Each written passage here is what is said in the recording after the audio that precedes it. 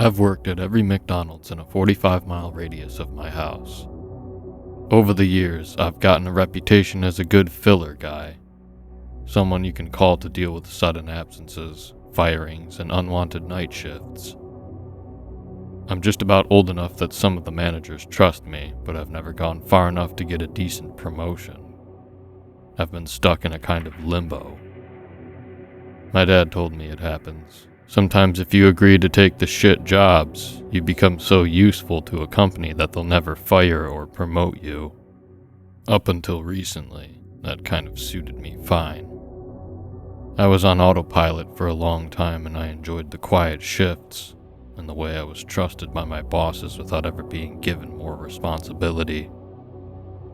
But some jobs are too much, even for me. One place, well, I don't have words. I've been there as a customer dozens of times. It's perfectly normal in the day, but sometimes I get called in to cover for the night shift, and it's the worst place I've ever been. For starters, they only keep one active member of staff on site during night shifts. Apparently it's something to do with the policy to always offer 24-hour service. But the people I've spoken to have made it clear the manager doesn't want to keep the store open at night, so he sticks to the bare minimum he can get away with. One solitary person. Every time I think about covering that shift, I wonder how the hell anyone could do that job and keep a hold of their sanity. I can't even understand how anyone let it get that bad, or how anyone could ever think it's normal. I've heard of managers brushing stuff under the rug, but I don't know. You know, night shifts are always lonely, but this place is something else. It's on a motorway junction by a small village that never recovered from the recession. Nearby there's a petrol station that isn't staffed past 11 p.m., a Starbucks that never even opened its doors, and a mechanics that I'm pretty sure doesn't do a damn thing no matter what time of the day it is.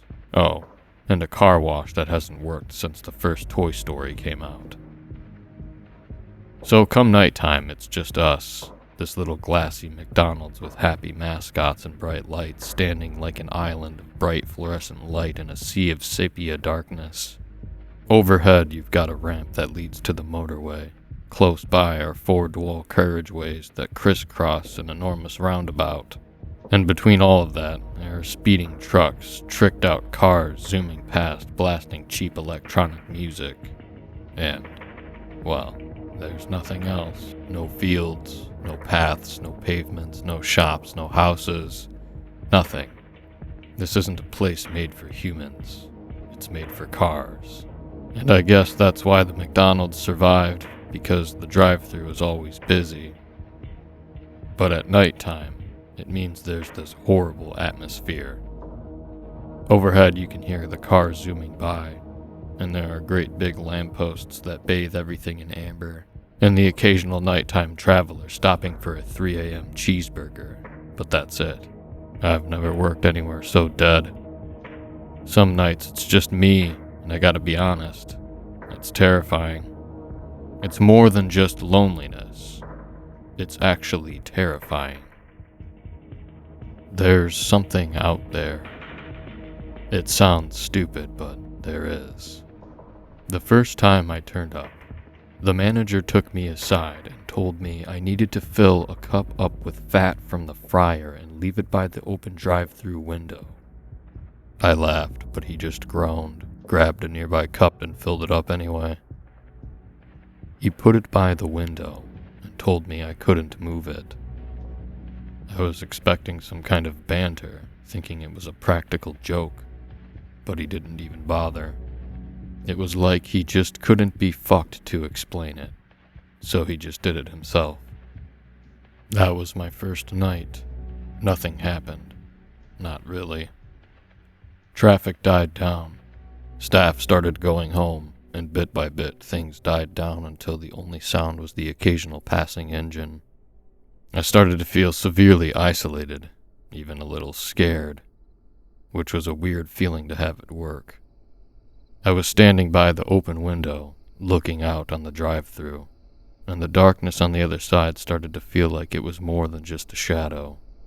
The drive-thru was a swervy little U-bend covered by tall hedges, and at night it got no light. It was like a solid sheet of black, a total absence of light. And I was standing so close I almost touched the darkness. I wanted to reach out and shut the window, or just get myself as far away as I could, but I also kept reminding myself that I was freaking out for no reason. At least, that's what I thought, until I looked down and saw the cup of fat had disappeared. I remember looking up and staring into the darkness, trying to figure out if I was tripping out over nothing or if the cup of fat really had moved. I felt my fingers start to tingle and my mouth became dry. But there was nothing standing outside that window, aside from the wind and the sound of passing commuters. There was no one around anywhere except me. I mustered up every ounce of bravery and poked my head out the window and looked left to right. And damn near got decapitated by a car pulling up to the window way too fast, rubber tires squealing on the road as it slammed to a stop opposite me. I jumped a mile and suddenly the whole world returned to its boring normal self. It was just a bunch of drunk guys who wound up staying for about a half an hour while they repeated their order a dozen times each. By the 16th time, I'd been asked to remember dips. I was so angry that I'd forgotten all about the cup of fat. After that, I sort of just dismissed all my anxieties. The drunk guys were total idiots, but they did help me feel like my feet were back on ground, and the rest of my shift passed nice and quickly. I hoped that would be the last of my creepy experiences in that place. But after that, things got worse. Despite telling myself that nothing had really happened, I kept filling the cup of fat and leaving it by the drive-thru window. Each time I'd leave and come back to find it gone, I'd feel a little anxiety, and that made it hard to stay by the open window. I just felt like anything could reach out and grab me, like I could be standing there looking right at something and I wouldn't even know it. And the sounds. Sometimes you'd catch the faintest scrape or shuffle or hushed breath. It's like when you know someone's looking at you, or how you know you're not alone in a room. I just knew on some weird instinctual level that there was something outside in that darkness. Even if it just looked like shadows moving in the darkness, I could tell that I wasn't totally alone. That's why I took to staying a little longer after the end of each shift, just to go look outside by the window. Most days I never saw something, but sometimes I'd see bits of the hedge looking broken or busted up. Nothing serious, just a few odd snapped twigs, but it definitely looked like someone or something big had scraped up against them. Of course, that could easily be a car or a van, so I was never sure. But sometimes I'd see the odd drop of fat running down the leaves. No more than a small drip, but enough to tell me that something was out there. I even managed to get a hold of the security tapes. Unfortunately, they were piss-poor quality, and all they show of the drive-thru itself, aside from me standing in the window, is total darkness. You can't make out a thing. As for the disappearing fat shake, well, when that happens, all the camera sees is a shadow blotting out of the window. When the shadow moves, the cup of fat is gone. I've stared at that grainy footage for hours, and all I could ever really see was the faintest sense of something big moving in the darkness.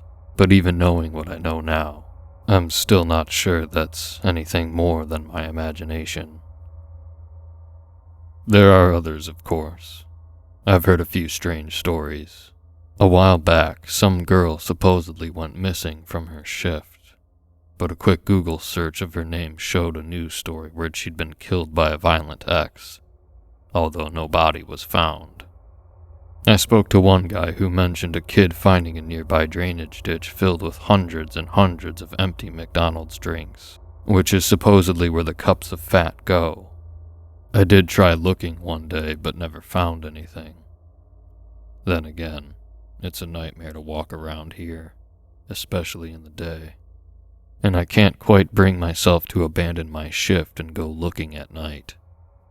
Another story said that it's common knowledge that if a fat fryer is left for long enough, things start to live in it.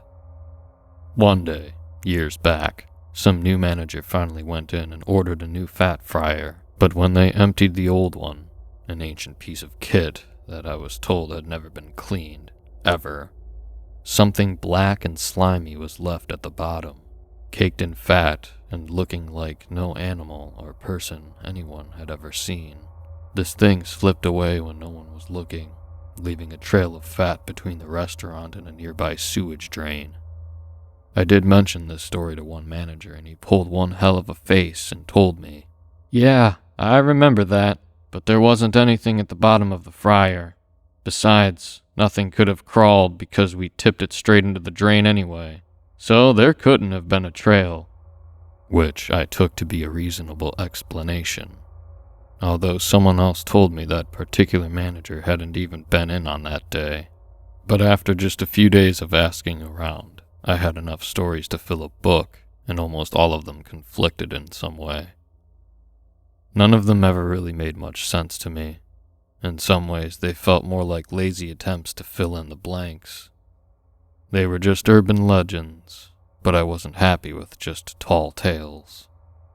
A few people even asked me, why do I care so much?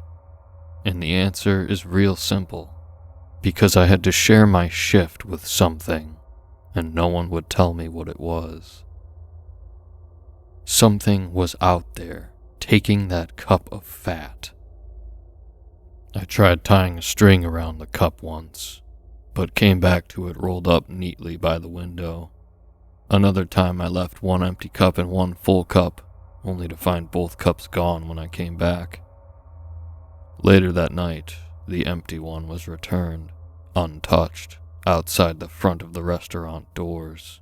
Thinking about it now, it all seems benign, playful even. But it wasn't. I know it's hard to explain, but it didn't feel playful. At least not a friendly kind of playful. For a while I didn't have anything to back that feeling up. That is until one night I decided to do one more experiment. This time I left the cup further back from the window, by about 10 feet. I don't even know what I was expecting. I just wanted to try and learn something more, I guess. Something about what was taking the cup. You know, the weird thing is, looking back, I can tell that people were giving me pretty strong hints to leave it be. It just pissed me off. I go from place to place, never fitting in. They all have their in-jokes and their petty cliques. I just resented that I had to be so directly involved in this one. I mean, I had to be the one who actually put the cup out there. But no one was decent enough to explain why. I think some other frustrations got caught up in it all, and I couldn't quite bring myself to just leave it be. I never saw it, at least not all of it. What I remember more than anything was the sound. It's like the image in my head changes all the time. The details move around and the size and order of events change. But the sound was a constant, nightmarish squeal. I remember that sound with perfect clarity, even as the image fades away like a nightmare on waking. When I came back in that night, having left the cup alone for a few moments, I stopped by the doorway.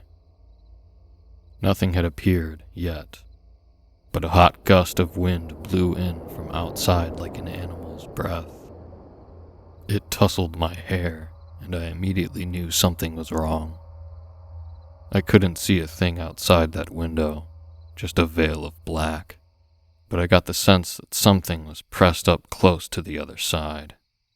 And then, like a dream, something reached out, groping towards the corner of where I usually left the cup. It looked like a hand made of elephant skin.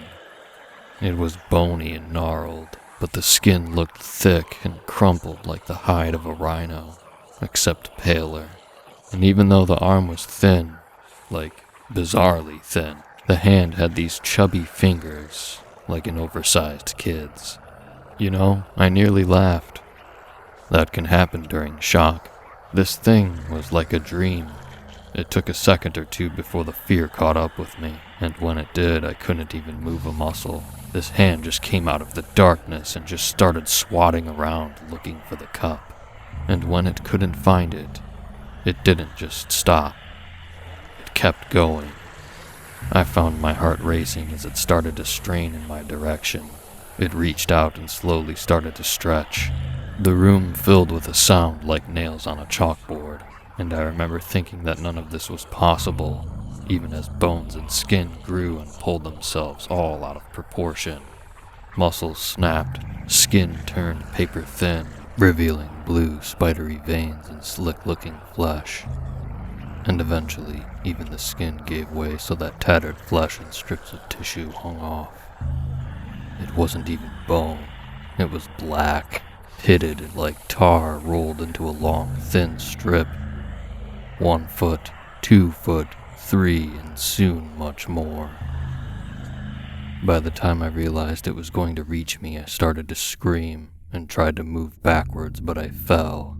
My mind and body became useless to me, and I was just crying hysterically as this fat-fingered monstrosity came closer. My imagination filled with images of me being dragged into the darkness beyond, even as I tried to desperately get some purchase on the slippery tile floor. I kept screaming, even after it reached the counter just above me, grabbed the fat, and slowly withdrew back into the darkness. That awful chalkboard screech fading down as the arm disappeared back into shadow. They found me in the disabled bathroom in the morning. I don't remember going in there, but I do remember waking up feeling as though I was stuck in a nightmare. I fled back home, and as if confirming my suspicions, I later found out my manager didn't say a thing about it to anyone. When I later tried getting some CCTV footage off him, he told me it wasn't available. He knew damn well what had happened. I heard one kid whining about having to clean up after me. When I asked what he meant, he talked about the fucked up paper and rotten chicken that he found on the floor. The only thing I ever got out of the manager was when he got frustrated and snapped at me after I threatened to go to the police.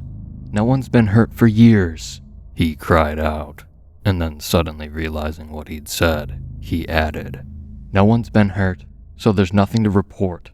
I've tried, plenty of times." But I wouldn't let it go. In the end, you know what he did to get me off his back?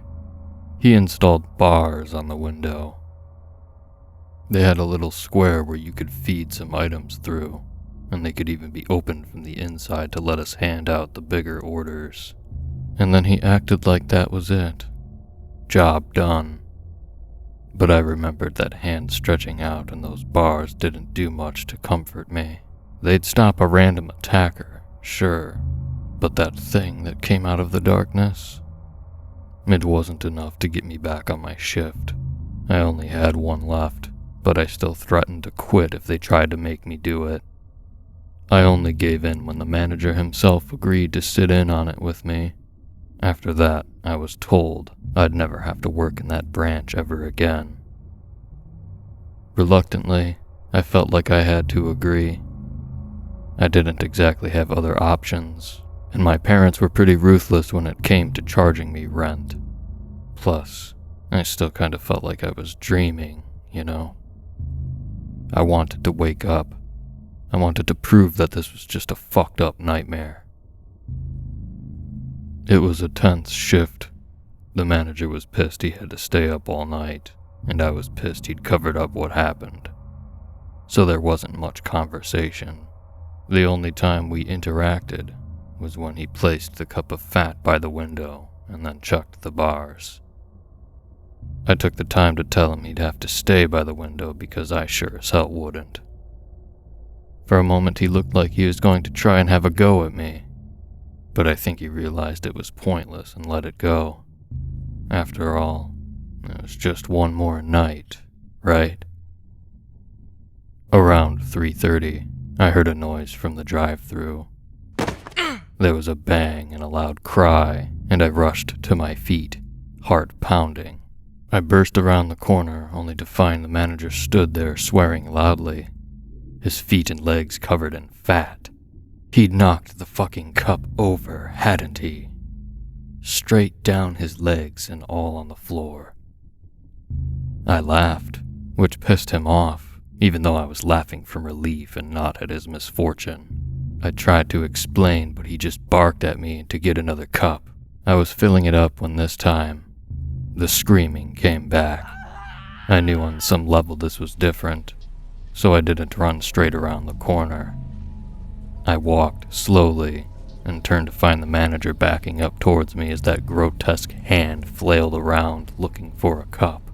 Immediately the manager turned, saw me, and grabbed the cup I held and threw it in the direction of the window. But it just limply hit the bars and thudded to the floor where the hand, quick as a whip, followed it down. Except the cup had only ever been half full in the first place. I'd never had the time to fill it properly. So those lifeless, gray fingers just dabbed at a small pool of fat, somehow managing to look disappointed. And then it snapped up, like a snake fixing its eyes on prey. The manager and I both looked down and saw his legs covered in fat, and I immediately started to scream for him to take his trousers off. But it was too late. Before they were even around his shins, the sound started. God, it got into your head. It was like a drill piercing your deepest thoughts. It hurt just to hear.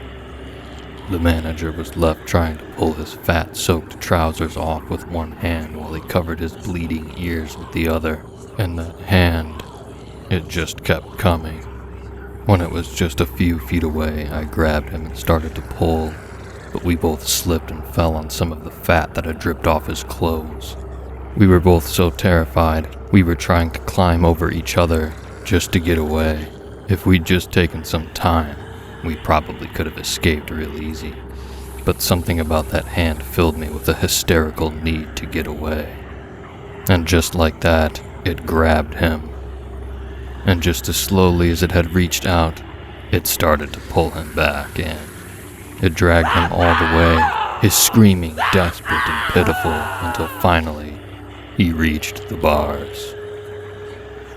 I don't think either of us knew what to expect, but just as his knee reached the bars, he looked up at me with wide eyes. "Open the bars!" he screamed. "Jesus Christ, open them now! Open them now!" I ran forward and tried not to look as I fumbled with the padlock. "Where's the keys?" I cried, only to hear a loud cracking. His knee had been forced through the bars. Blood was now running copiously down the metal frame and onto the countertop, and the manager's cries were the worst sound I'd ever hear a human mouth make. His eyes were like marble, and I realized I'd be lucky if he could manage even a simple word. And those screams just kept getting louder and louder. It never sped up. It dragged him through, and he stayed alive for so long, even when it pulled his thigh through, leaving long strips of gored fat and muscle dangling from the bone. Even when loud thunderous cracks filled the room, even when it pulled so hard his free leg was pushed up against the side of his face, it never slowed down or sped up, and his screams, it pulled him through, all the way through, and what was left on the other side looked like blocks of meat and bone. The last thing I saw was his head starting to crack and crumple, his face pushed together like a squashed tomato while the skull behind grew elongated and broken. He was long dead by that point, but somehow he looked like he was in so much pain. Eventually, something broke inside me and I ran screaming into the disabled toilets. I remained in there for hours, not wanting to leave. But when I finally got out of there, guess what I found? Nothing. No mess, no blood, no gore. Some time ago, an article was published mentioning how the manager had gone missing, but there are a few managers in this branch, and I wonder if one of the others had got here early and cleaned up, or maybe that thing on the other side did it. I don't know. Deep down, I'd be happy to call it all a dream. Except, you know what I found waiting by my car that morning when I finally left? An empty McDonald's cup filled with bloody fat. This wasn't the kind of fat you'd find from a fryer, no. This was more like the kind you'd strip out of a cadaver, or maybe off a piece of meat. I even heard reports of a fox being found with a bloody shoe in its mouth somewhere close by. Just yesterday, someone posted to Facebook talking about an old McDonald's uniform found blocking a drainage pipe in the village. They're still trying to get me to take over from the manager who went missing. I guess I finally found the shittiest job of all. And they think I'm ideal. They keep calling, the phone keeps going, but I won't answer. It's like it's just another working hazard to be swept under the rug. But I can't. I can't possibly go back to that sound. I can't keep serving that awful thing.